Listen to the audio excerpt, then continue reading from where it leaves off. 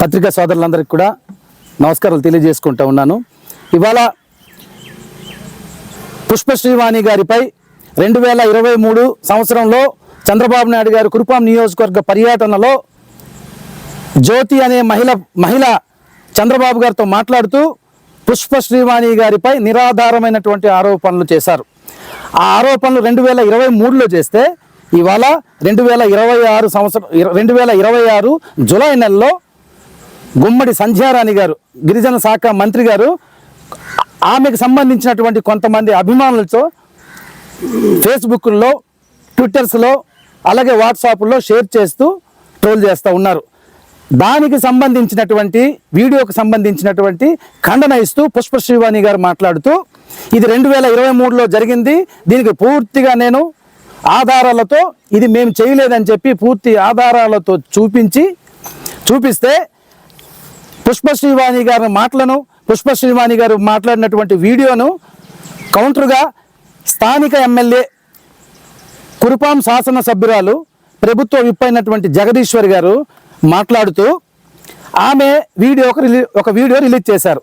ఆ వీడియోలో ఎక్కడైనా పుష్ప శ్రీవాణి గారు మాట్లాడింది తప్పని కానీ, పుష్ప శ్రీవాణి గారు చూపించినటువంటి ఆధారాలు తప్పని కానీ ఎక్కడైనా మీరు ఎమ్మెల్యే గారు మీరు ఎక్కడైనా చూపించగల ప్రయత్నం చేశారా అంటే మీరు పూర్తిగా పుష్ప శ్రీవాణి గారిపై రాజకీయంగా ఎదుర్కోలేక నిరాధారమైనటువంటి ఆరోపణలు చేసి ప్రూఫ్ లెస్గా నిన్న మీరు వీడియో రిలీజ్ చేశారు. అంటే మీవన్నీ కూడా గాలి మాటలా కాదా అని ఎమ్మెల్యే గారికి ఈ సందర్భంగా ప్రజాముఖంగా, మీడియా ముఖంగా ఇవాళ అడుగుతూ ఉన్నాం.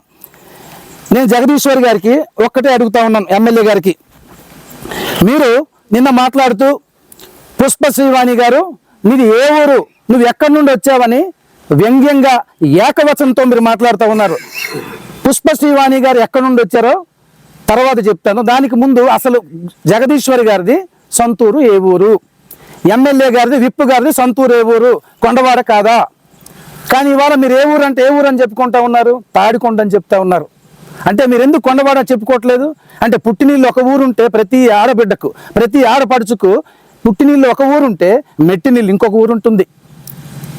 రాజ్యాంగం కల్పించేటువంటి హక్కు ఏముందో ఒకసారి మీరు ఒక ఎమ్మెల్యేగా, ఒక విప్పుగా మీరు తెలుసుకోవాల్సిన బాధ్యత మీకు ఉంది. ఇవాళ ఓటున్నటువంటి ఏ ఆడపడుచైనా, ఓటున్నటువంటి ఏ వ్యక్తి అయినా కూడా రాష్ట్రంలో ఎమ్మెల్యేగా పోటీ చేసే హక్కు రాజ్యాంగం కల్పించింది. అది కూడా మీకు కనీసం అవగాహన కల్పించుకోవాలని సందర్భంగా తెలియజేసుకుంటా ఉన్నాను. అంటే మీ ఉద్దేశం ప్రకారం, మీ రాజకీయ ఫిలాసఫీ ప్రకారం, అంటే పవన్ కళ్యాణ్ గారు ఆయన ఎక్కడ పుట్టారు? కాకినాడ పిఠాపురంలో పుట్టారా? ఆయన పిఠాపురంలో ఎందుకు పోటీ చేశారు? మరి విద్యాశాఖ మంత్రి అయినటువంటి నారా లోకేష్ గారు ఆయన ఎక్కడ పుట్టాడు? ఆయన ఎక్కడ పోటీ చేశారు? మంగళగిరిలో పోటీ చేశారు. ఆయన మంగళగిరిలో ఆయన పుట్టారా?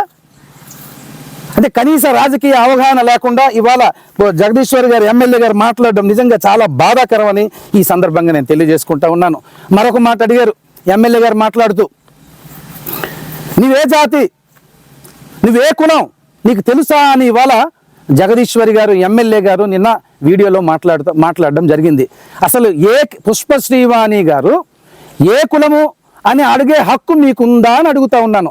మీరేమైనా సుప్రీంకోర్టు జడ్జి గారా ఎమ్మెల్యే గారు, లేకుంటే హైకోర్టు చీఫ్ జస్టిసా ఎమ్మెల్యే జగదీశ్వర్ గారు అని అడుగుతా ఉన్నాను నేను.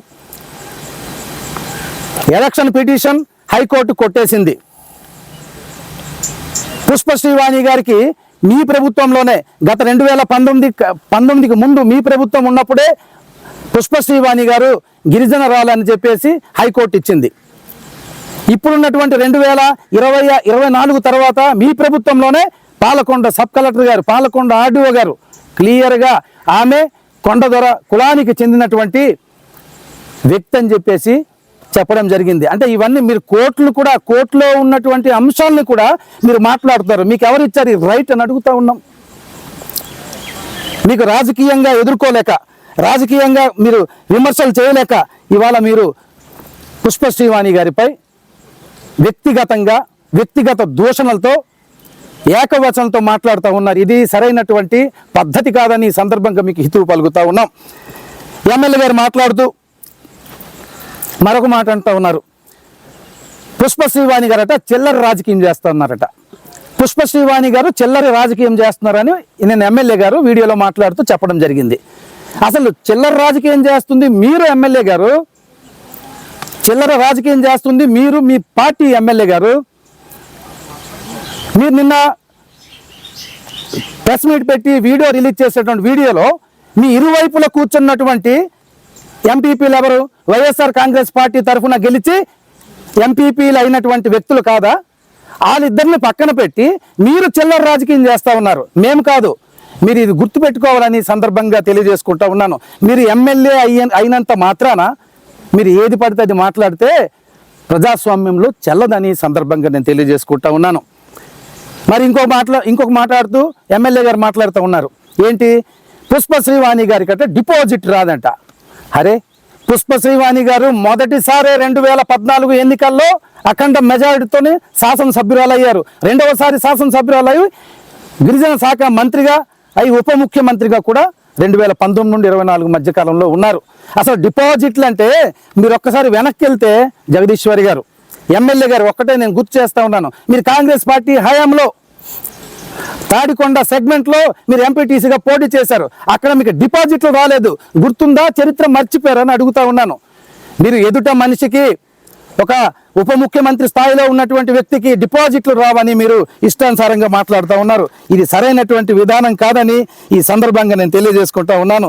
మీరు ఇంకా మాట్లాడుతూ అంటూ ఉన్నారు, ఖబర్దార్ అంటూ ఉన్నారు. ఏంటి ఖబర్దార్? మీరు ఏం చేయగలరని అడుగుతా ఉన్నాను. మీ ఖబర్దార్ అంటే మేము భయపడేటువంటి పరిస్థితి వైఎస్ఆర్ కాంగ్రెస్ పార్టీ నాయకులకి ఎవరికి లేదని కూడా ఈ సందర్భంగా నేను తెలియజేసుకుంటా ఉన్నాను. మీరు విచక్షణ కోల్పోయి, మీరు ఎమ్మెల్యేగా మర్చిపోయి, ఒక విప్పుగా మర్చిపోయి మీ ఇష్టానుసారంగా ఎవరెవరినో పక్కన పెట్టుకొని వైసీపీ వైఎస్ఆర్ కాంగ్రెస్ పార్టీ నాయకులను పక్కన పెట్టుకొని చిల్లర రాజకీయం చేస్తూ ఇష్టం వచ్చినట్టు మాట్లాడుతూ ఉన్నారు. ఇది సరైనటువంటి విధానం కాదు. మీరు ఇచ్చేటువంటి ఖబర్దార్ అనే మాటలకి ఇక్కడ భయపడేటువంటి కార్యకర్తలు ఒక్కడు కూడా లేరని ఈ సందర్భంగా తెలియజేసుకుంటా ఉన్నాను. పుష్ప శ్రీవాణి గారికి మీరు ఎమ్మెల్యే అయినంత మాత్రాన పుష్ప శ్రీవాణి గారికి కామెంట్ చేసే అర్హత మీకు లేదు. ఆమె పేరు పెట్టే అర్హత కూడా మీకు లేదు.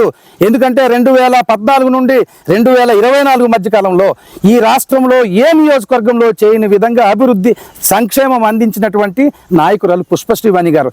ఈ 2 ఏళ్ల కాలంలో మీకు ప్రజలు ఇచ్చినటువంటి అవకాశాన్ని మీరు ఏ రకంగా సద్వినియోగం చేసుకున్నారు? సొమ్ము ఒకటిది సోకొకటిది అన్నట్టు. హాస్పిటల్ మేము కట్టిస్తే మీరు రిబ్బన్ కట్ చేస్తూ ఉన్నారు, రోడ్లు మేము వేయిస్తే మీరు వచ్చి రిబ్బన్ కట్ చేస్తూ ఉన్నారు. ఇదా మీ రాజకీయం అని అడుగుతా ఉన్నాం. మీరు ఈ నియోజకవర్గంలో ప్రజలకు శాశ్వతంగా ఉపయోగపడేటువంటి ఏమైనా తీసుకొచ్చారా అని అడుగుతా ఉన్నాను. వెంటనే మీరు ఏదైతే వీడియో రిలీజ్ చేశారో ఆ వీడియోలో ఉన్నటువంటి మాటలన్నీ కూడా బేషరతుగా వెనక్కి తీసుకోవాలని ఈ సందర్భంగా డిమాండ్ చేస్తూ ఉన్నాను. Thank you.